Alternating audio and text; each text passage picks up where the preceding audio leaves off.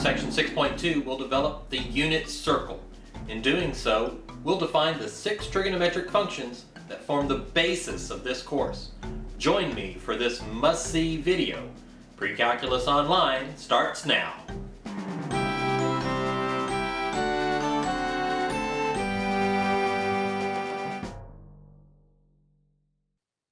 In section 6.2, we develop the unit circle. So first off, what is the unit circle? The unit circle is the circle centered at the origin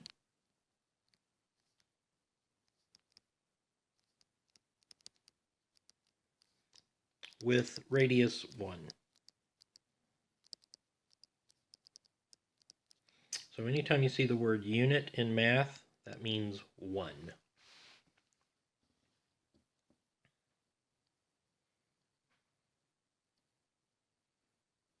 All right. So here is a unit circle. Here you can see we have a radius of 1, and so it goes out from the origin 1 unit in all directions, forming the circle. And we're going to develop the unit circle, and in particular what we want to find are what are the points along the unit circle.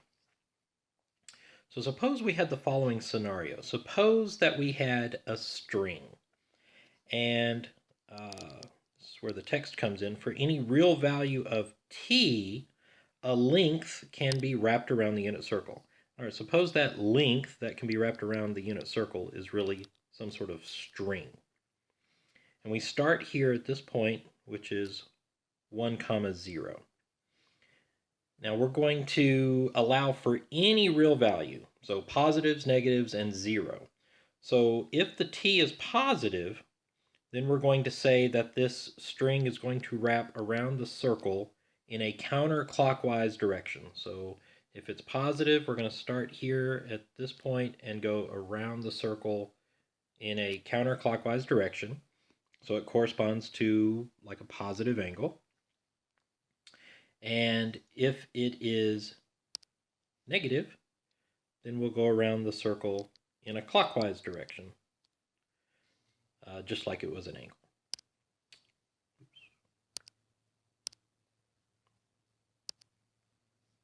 Clockwise for negative values of t. So for any value of t, we're just going to move the string into that position. All right. So let's suppose here we have 1, and it was this blue one here. It went to right here. And so the string was this length, t, and it was positive t in this case. It doesn't really matter. We're doing this in general. And now what does t represent? Well, the t represents the arc length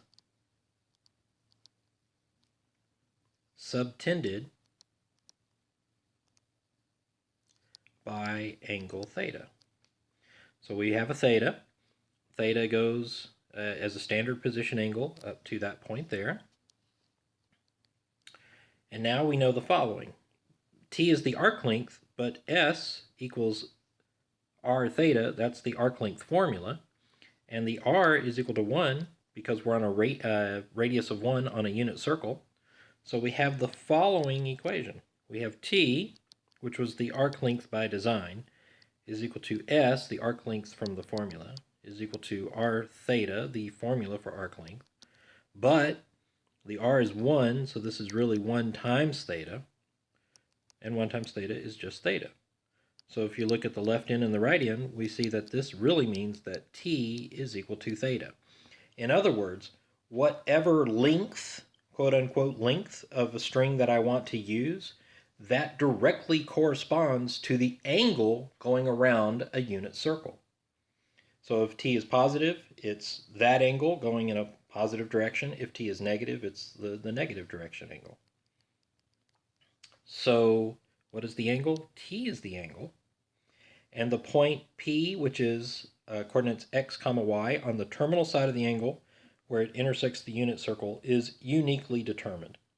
In other words, if you give me a value, a real value t, and I wrap the string starting from 1, 0, then there's one point where it's going to end. And that makes perfect sense. So finally, this point P, which is in the form of x, y, corresponds to the angle theta. And that's how we get the unit circle. So if you come up with the angle theta that you want to use, it then corresponds to the length of the string going around the circle, t, which then ends at one point and only one point only. And then that is the point P, which is on the unit circle. And that's how we form the unit circle.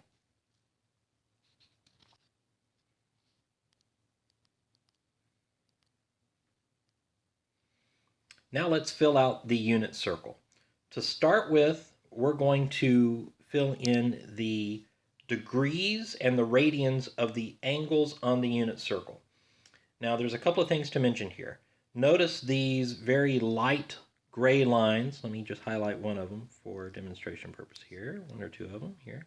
These lines, these are the common angles. They are by means not all of the angles on the unit circle. You can use any angle you want. That's the real value of t from the previous page. But these are the common ones that come up quite frequently. So while we're filling this out, just keep that in mind. These are the common ones that you'll see on unit circles. And there's a big unit circle in your notes a couple of pages ahead. After you fill out the little unit circle with the individual parts, you'll want to transfer all of that information to the big unit circle to use when you do homework and things like that.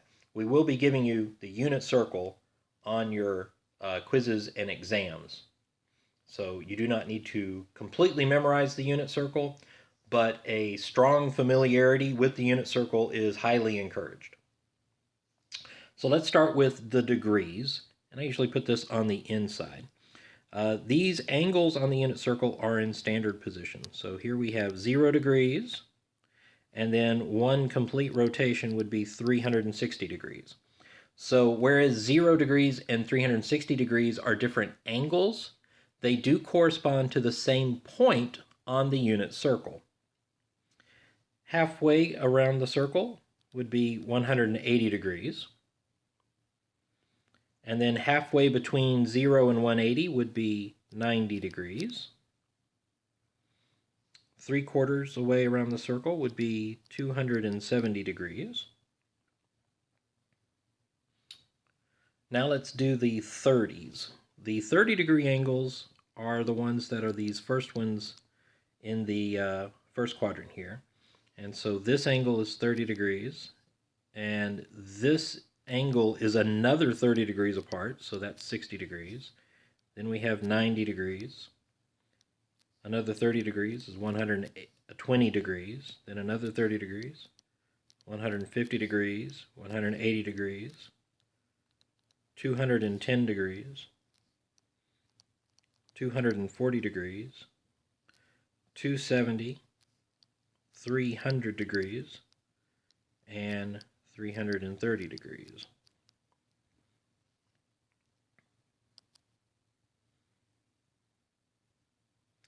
Next, let's look at the 45-degree angles. I'll highlight those in purple here. So this is 45-degree angle, 45 degrees. Then 90 degrees is another 45 degrees. Another 45 degrees is 135, 180, 225, 270, and 315. And these are the degrees of the angles that are on the unit circle. All right, let's take a look at the angles in radians, and we do the same thing. We have 0 radians, and there's no radian symbol to use, you just write the number. One rotation, one revolution is 2 pi. So 0 and 2 pi are different angles, but they represent the same point on the unit circle. A half a rotation is pi. And then half of a half would be 2 pi divided by 4, which is pi over 2. And then 3/4 of the full rotation would be 3 pi over 2.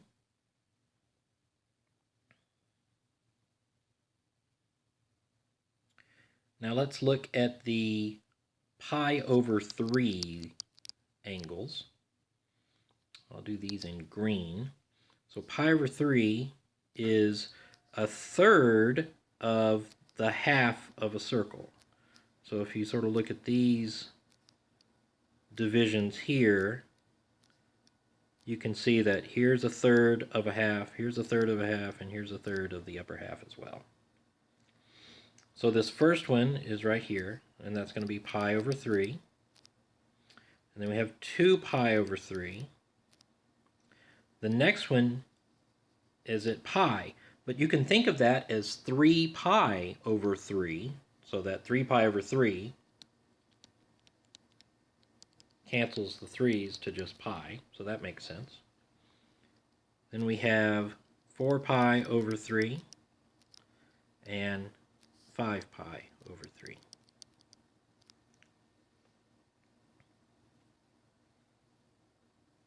You can think of these pi over 3 angles as sort of the hexagon type angles, because if you were to extend these to the unit circle and then connect them, you'd form a hexagon. Next, let's look at the pi over 6's. So pi over 6's are these here. So there are 6 divisions in the upper half of the circle. And so this is pi over 6. This next one would be 2 pi over 6, but that reduces to pi over 3, so that's already done. Next we would have 3 pi over 6, but that's pi over 2. Then there's 4 pi over 6, but that reduces to 2 pi over 3. Then we have 5 pi over 6. 6 pi over 6 reduces to pi. 7 pi over 6. 8 pi over 6 reduces to 4 pi over 3. 9 pi over 6 reduces to 3 pi over 2. 10 pi over 6 reduces to 5 pi over 3. And then 11 pi over 6 is the final one.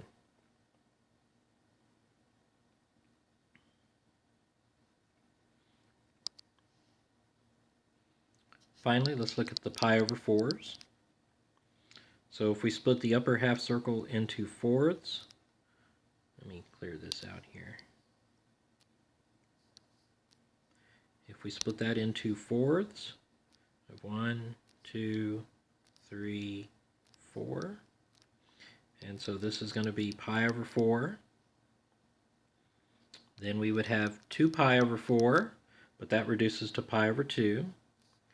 Then we have 3 pi over 4, 4 pi over 4, 5 pi over 4, 6 pi over 4 reduces to 3 pi over 2, and then 7 pi over 4 is our last one. And those are the radian measures for the angles on the unit circle. Again, you'll get the unit circle on tests and quizzes, but a strong familiarity would not hurt, especially the ones in quadrant 1. These 5 angles right here. Very important. Now let's look at the actual points on the unit circle. So remember, this is a circle of radius 1. So let me just put a 1 right here. And so you are looking at the XY grid, right? So this point here, and these are called quadrantal angles because they are on the axes. This point here is 1, 0. It's 1 for the x and 0 for the y because we've moved over 1 unit. And this is at 0 degrees or 0 radians, either one. Then if we move up to here, we've gone 0 in the x direction, but 1 in the y direction. So the point here is 0, 1. This is for 90 degrees. For 180 degrees, we've gone back 1 in the x direction, so that's -1, 0. And then down here for 270, this is going to be 0, comma, negative 1.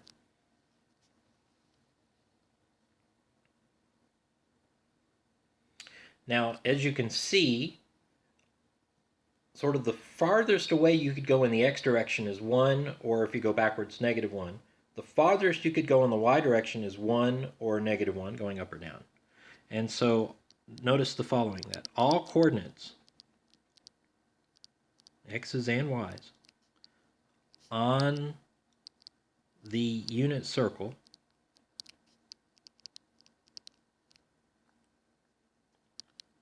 are between negative 1 and 1, and including 1 and negative 1 based on these quadrantal angles.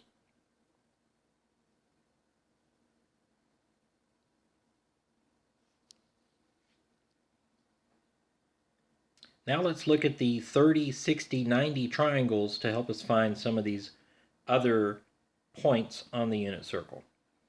So what I want to start with is the standard grid here. And we're going to create a 60-degree angle. Standard position angle. And we're going to drop a perpendicular down to the x-axis. That makes that a right angle, which makes this a 30-degree angle. Now you may remember this triangle from geometry or studying for the SAT, but let's go through it quickly.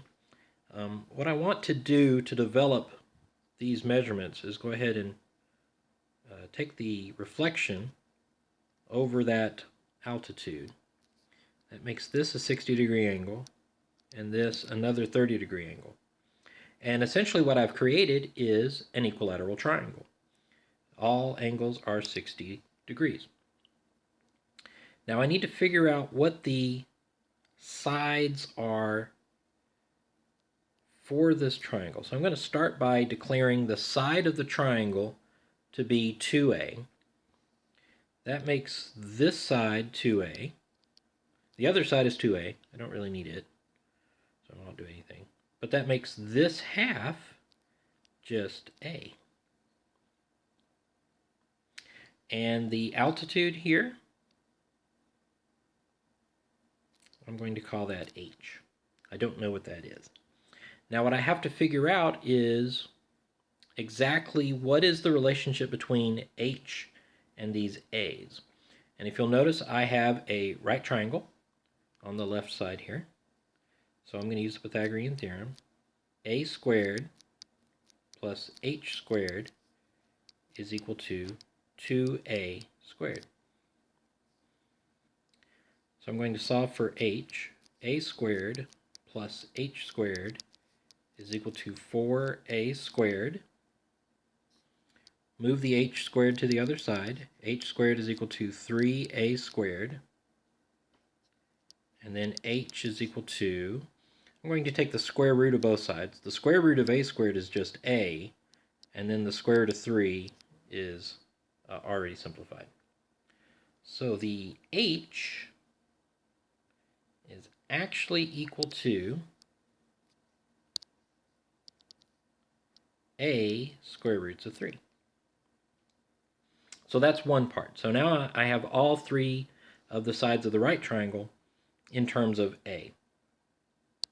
The next step is to realize that this is a unit circle, and so the hypotenuse side here has to be 1. So now I have 2a is equal to 1, and I need to solve this for a. So a is equal to a half. Now that was easy. So we have a 1, we have a half on the bottom, and the altitude is 1/2 times root 3.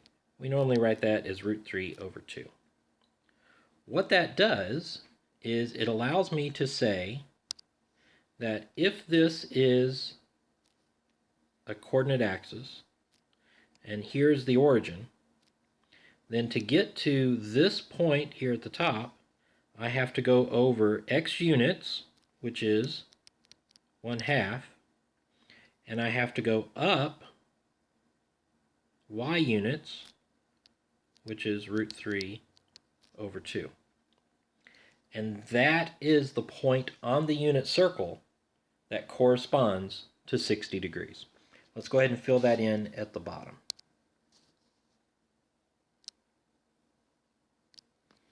So here is our 60-degree angle point, and that is going to be 1/2,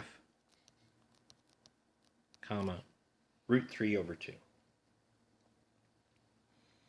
Now, one way that I remember this is to think about it in terms of x and y. If I need to get to this point, do I go over a little bit and then up a lot? Or do I go over a lot and then up a little bit? The answer is I go over a little and then up a lot. And I also know that 1/2 is less than the square root of 3 over 2. In fact, these decimals are 0.5, and the approximate decimal for root 3 over 2 is 0.866. So it's not even close. But that's one way you can remember these points. Is you're going to use 1/2 and you're going to use root 3 over 2, and which one is the longer distance, the x or the y? For a 60-degree angle, the x is shorter and the y is much longer.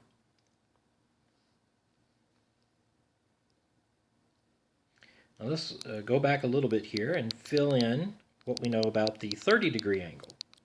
So basically, to do the 30-degree angle, we're going to take the same picture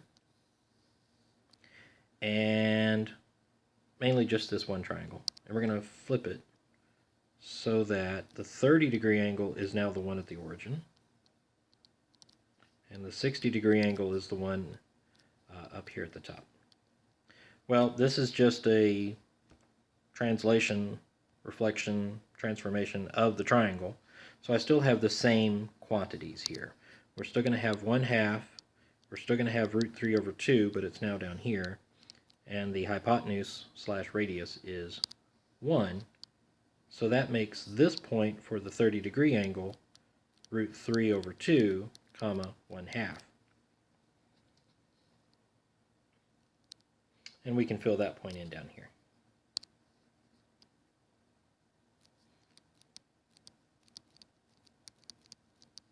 And again, the same question.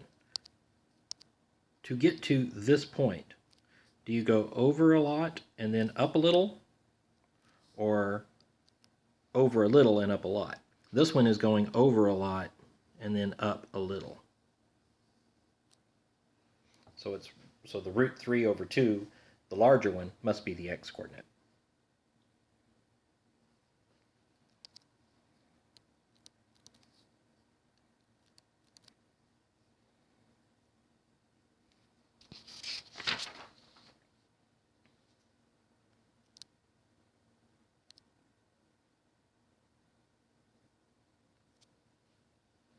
Next, let's look at the 45, 45, 90-degree triangle. So, same scenario. Start with a grid, and let's draw in a 45-degree angle here. And what do we know about this 45-degree angle in standard position? The other angle must be 45 degrees as well. And so I know that I can say that both of the x and y coordinates are going to be the same. They're going to be a. And then this one over here I don't know. I'll call it h for hypotenuse in this case. So I need to use the Pythagorean theorem to figure out the relationship between a and h. So a squared plus a squared is equal to h squared. So that's 2a squared is equal to h squared. And then take the square root of both sides. And that gives us a square roots of 2. So the h is actually a square roots of 2. But we know that we're on a unit circle. So a square roots of 2 must also be equal to 1. Now I can figure out what a is on this equation. A square roots of 2 equals 1. So divide both sides by square root of 2, and we get a is equal to 1 over the square root of 2.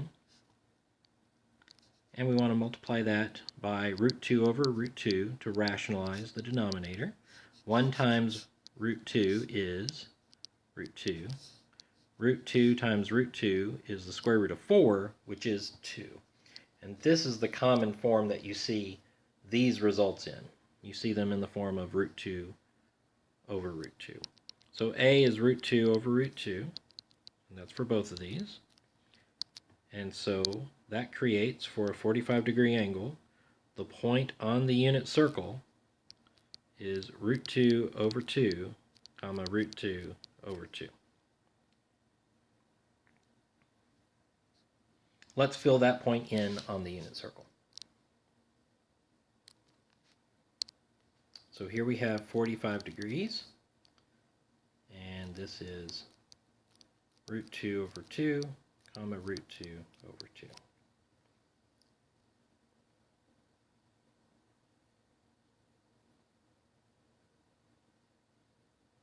Now what you need to do is take these points that we've solved for in the first quadrant and then use symmetry to find the coordinates of the other points on the unit circle.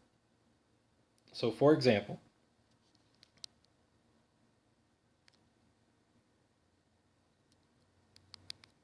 I'll just do a couple here for you. So for example, we had this point at 45 degrees, and pi over 4 is root 2 over 2, comma, root 2 over 2. So if I want to know the point in quadrant 2, all I do is reflect this point over the y-axis.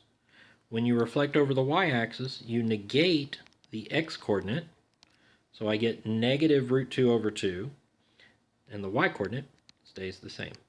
And you can repeat this for all of the points on the unit circle. Just make sure that you're using the correct symmetries. So go ahead and fill that in.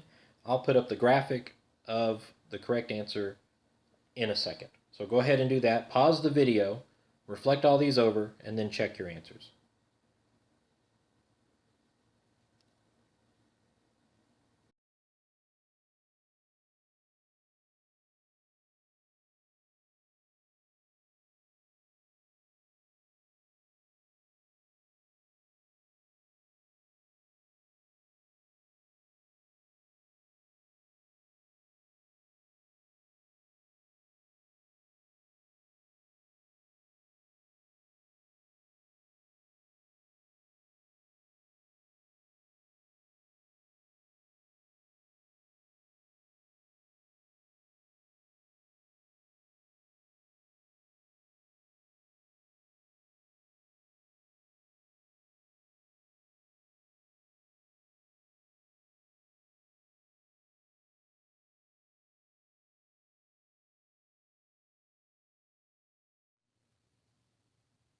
Now that we've defined the points on the unit circle, we can look at the definitions of the 6 trigonometric functions.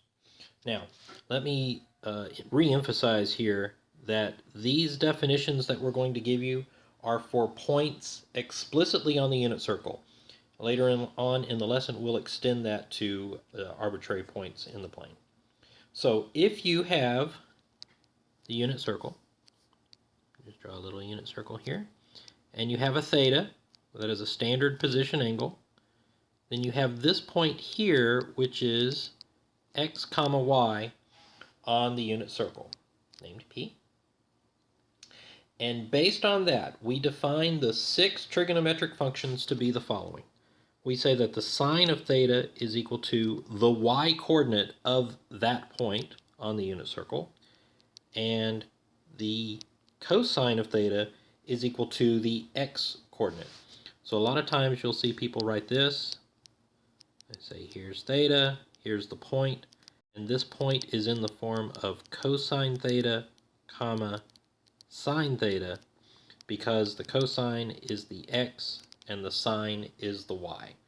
I cannot overemphasize the connection between the cosine and the x and the sine and the y. That is the theme of this entire course that will come up over and over again. This little connection right here. Now there are four others. Let's see what they are. The tangent of theta is y over x. The cosecant of theta is 1 over y. The secant of theta is 1 over x. And the cotangent is x over y. So let's see how to use these in example 1. Example 1, find all 6 trigonometric functions for theta is equal to 30 degrees using the unit circle. So I would draw a little unit circle here. You can just look at yours. And here's 30 degrees. And the point on the unit circle at 30 degrees is root 3 over 2, comma 1/2. So we have the x and the y, and we can use these numbers to find all 6 values. So the sine of theta, the sine of 30 degrees, is the y-coordinate, and so that would be 1/2. The cosine of theta is the x-coordinate, and that would be root 3 over 2. Tangent is y over x, and that would be 1/2 divided by the square root of 3 over 2. Now we have a little rule that says if you have fractions and they have the same little denominators, then those little denominators can cancel, and that leaves us with just 1 over the square root of 3. We're not allowed to have square roots in the denominator, so I'm going to rationalize by multiplying by root 3 over 3. And when I multiply those together, 1 times root 3 is root 3, and root 3 times root 3 is 3. So the tangent of 30 degrees is root 3 over 3. Let's look at cosecant. Cosecant is 1 over y. The y-coordinate is 1/2, so we get 1 over 1/2. But when you do 1 over a number, what you're really asking for is the reciprocal. So what is the reciprocal of 1/2? The answer is 2. The secant of 30 degrees, well, the secant of theta is 1 over x, so this would be 1 over the square root of 3 over 2. Again, we're asking for the reciprocal, so this would be 2 over root 3. Again, we need to rationalize.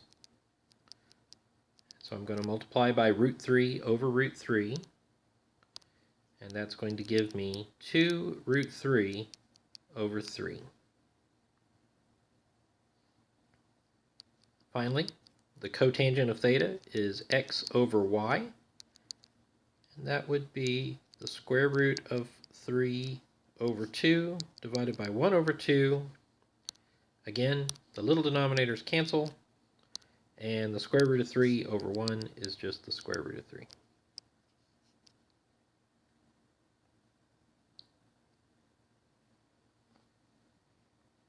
Let's look at example 2. Find all 6 trig functions of theta is equal to 3 pi over 2 using the unit circle. I'm going to draw me a little unit circle here. And 3 pi over 2 is this quadrantal angle. That results right in that point at the bottom. And the coordinates for that point is 0, -1. Now anytime you're using one of these quadrantal angles where one of the coordinates is 0, you should expect some problems. Let's investigate. So the sine of theta is the y-coordinate, and the y-coordinate of that point is -1. So the sine of 3 pi over 2 is -1. The cosine of theta is the x value, and the cosine of 3 pi over 2 is 0. The tangent of theta is the y over the x, and the y-coordinate is -1, but the x-coordinate is 0, and that's bad. You can't divide by 0. So what we do instead is we say that the tangent of 3 pi over 2 is undefined.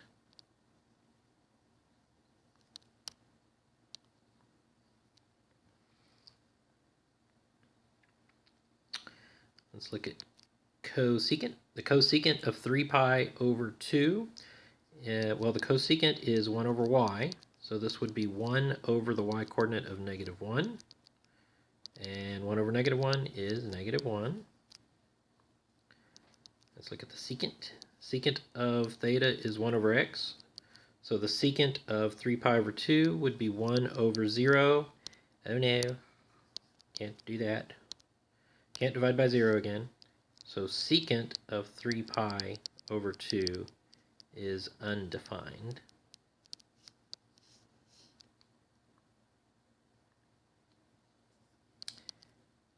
And lastly, the cotangent of theta is x over y. The x-coordinate is 0, the y-coordinate is -1. There's no problem there. 0 divided by some non-zero number is just 0. So the cotangent is 0.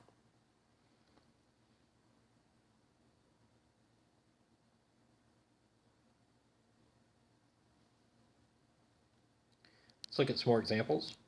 Example 3, find the value of tangent of 480 degrees. So let me draw a little unit circle here. Now 430 degrees, we need to start in standard position. I'll do this in purple, standard position. So if I go around one rotation to here, that's 360. And then I keep going, and the question is, how far do I have to keep going? So 480 minus 360 is 120. So I need to go to where 120 would be on the unit circle in the first rotation here. Now this point right here, this is still the angle 480 degrees. It just corresponds to the same point on the unit circle as 120 degrees. And that point would be -1/2, comma, square root of 3 over 2. So the tangent of 480 degrees would be the y-coordinate over the x-coordinate, which is √3 over 2 divided by -1/2. And that's going to be negative square root of 3.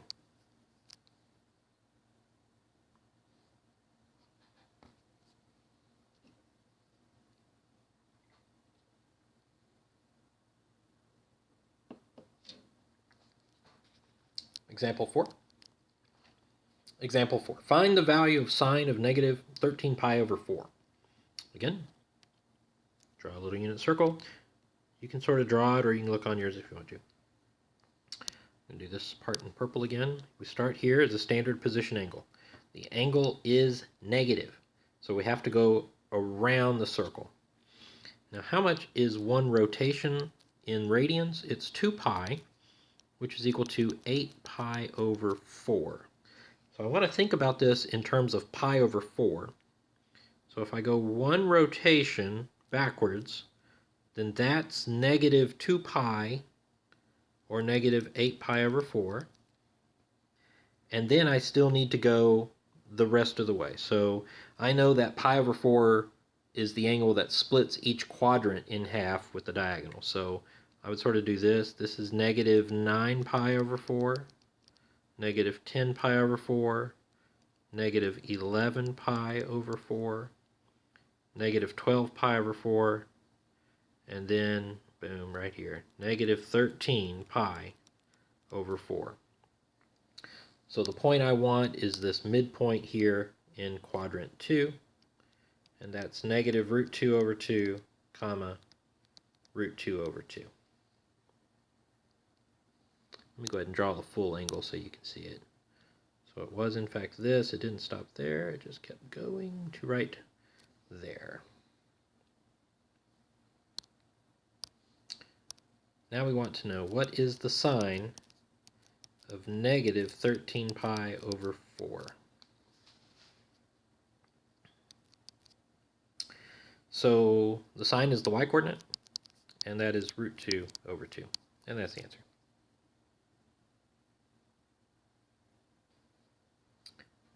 Now let's redefine these trig functions the way that we actually use them. Now, the primitive definitions with the unit circle, they're great and they're fantastic, but they are only the points on the unit circle. So the previous points or formulation was on the unit circle. What we do now, this one right here, is for any point in the plane. And so let's take a look at this diagram here. So basically, let's set it up so that we have two right triangles. We're going to have this point, now this inner circle is a unit circle. We're going to drop down the perpendicular and form that right triangle there, so that the radius is the hypotenuse, which is 1. We have theta, and then I'm going to call these points x prime, y prime, and those are the points on the unit circle. Then I'm going to drop this other altitude, this other height here, and this is on a circle of radius r. R is an arbitrary positive number. I've drawn it bigger than 1, doesn't matter, could be smaller than 1. And the point on the circle of radius r at angle theta is going to be x comma y. So we have x and y, and we have x prime and y prime. They're a little bit different. Now the question is, what is the relationship between these two right triangles? And the answer is, they're similar. All right, now let's use the similar triangles to come up with these new relationships. So the first one that I want to use is the x-coordinate divided by the hypotenuse of the triangles. In the smaller green triangle that's on the unit circle, the x-coordinate is x prime, and the hypotenuse is 1. On the purple triangle, the bigger one, the x-coordinate is x, and the hypotenuse is r. Next, I want to use the y-coordinate over the hypotenuse. The y-coordinate on the green triangle is y prime. The hypotenuse is 1. And the purple triangle gives us y over the hypotenuse of r. And lastly, I want to use the y-coordinate over the x-coordinate. In the unit circle, we get y prime over x prime, and in the purple circle, we just get y over x. And these similar triangles lets me redefine the 6 trigonometric functions in terms of any point. Because the trigonometric functions are defined as ratios of parts on the green triangle, I can extend them because I know what they're equal to for any point using the purple triangle. So keep that in mind. Let's go down and redefine these trigonometric values, and this is the chart you want to memorize. This is the one. So the sine of theta was the y-coordinate in the unit circle. But from above, that would be y prime over 1, and we know that that's actually y over r. So sine of theta is really going to be y over r. Similarly, cosine was defined to be the x, so now we're going to define that as x over r. The tangent ratio really didn't change because y prime over x prime was the same as y over x. So tangent of theta is y over x. The cosecant is now r over y. The secant is now r over x by taking these reciprocals. And then you get cotangent is x over y. So again, these are the trigonometric functions that you want to know. So memorize these.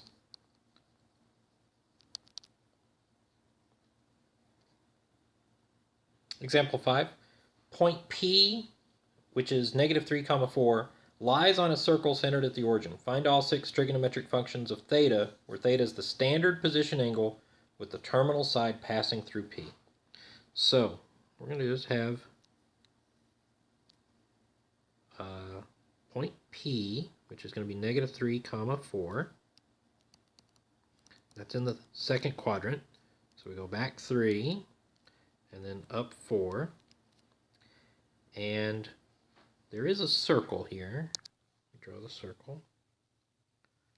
Well, that's not too bad. And we can draw the radius to that circle from the origin. So this angle here is angle theta. In order to find the 6 trigonometric functions, I need to know what r is. Now you may know this one, and I encourage you to memorize this one, but if you don't quite see what this one would be, go ahead and use the Pythagorean theorem and solve for r. So we get negative 3 squared plus 4 squared equals r squared. So we get 9 plus 16 equals r squared. So r squared equals 25, and r is equal to 5. So this is the old 3, 4, 5 triangle. It's one of the coordinates is negative just because it's in the second quadrant. But other than that, it's the same triangle. All right, let's go ahead and find the 6 trigonometric functions of theta. So sine of theta is equal to y over r, which is 4 over 5.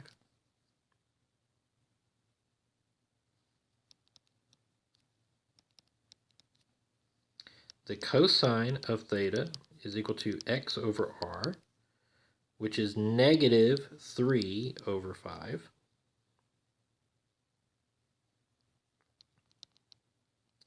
The tangent of theta is equal to y over x, which is going to be 4 over negative 3, and I like to put the negatives out in front. Cosecant of theta is going to be r over y, which is 5 over 4. The secant of theta is r over x, which is going to be negative 5 over 3. And the cotangent of theta is x over y, which is negative 3 over 4. And that's the 6 trigonometric functions for this theta, that is the angle that creates the terminal side lying on point negative 3 comma 4.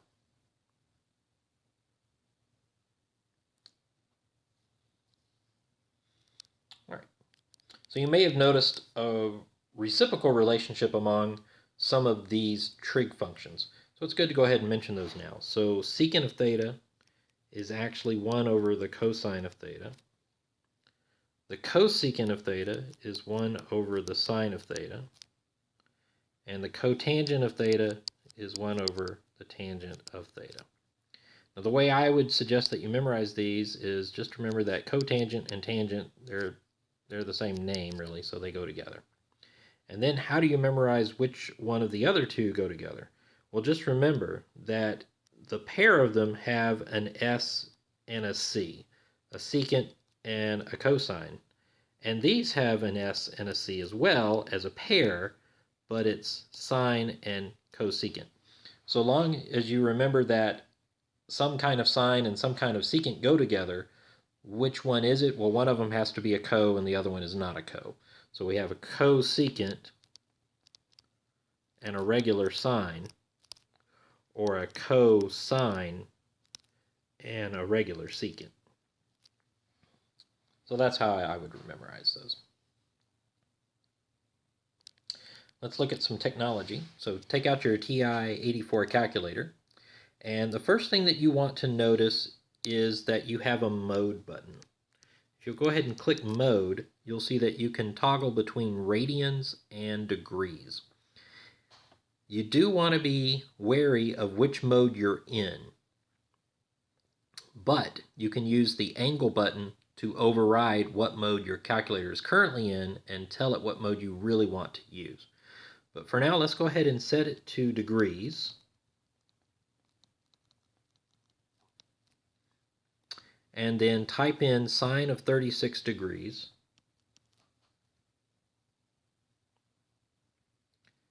And you should get 0.588. Let's round these to 3 decimal places.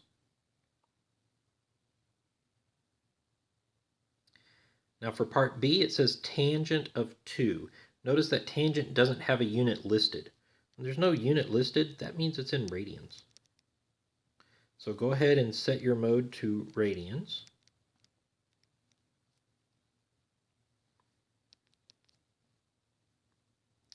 And then type this in, and you should get negative 2.185.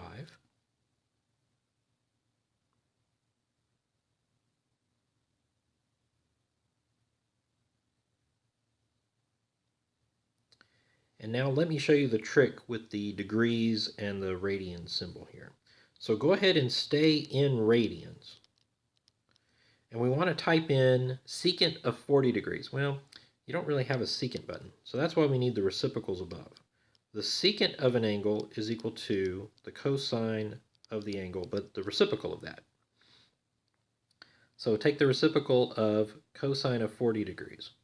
So what you're going to type in is 1 over cosine of 40, and then you're going to explicitly give it the degree symbol. Even though you're in radian mode, when the calculator sees the degree symbol, it says, hey, I know you want to use degrees here, so I'm just going to go ahead and run this as degrees, and you should get 1.305. Likewise, if you're in degree mode, you can use the little R symbol that's found under the angle menu to tell the calculator that you really want to run this one as a radian degree, as a radian angle instead of a degrees angle. So those are both quite handy.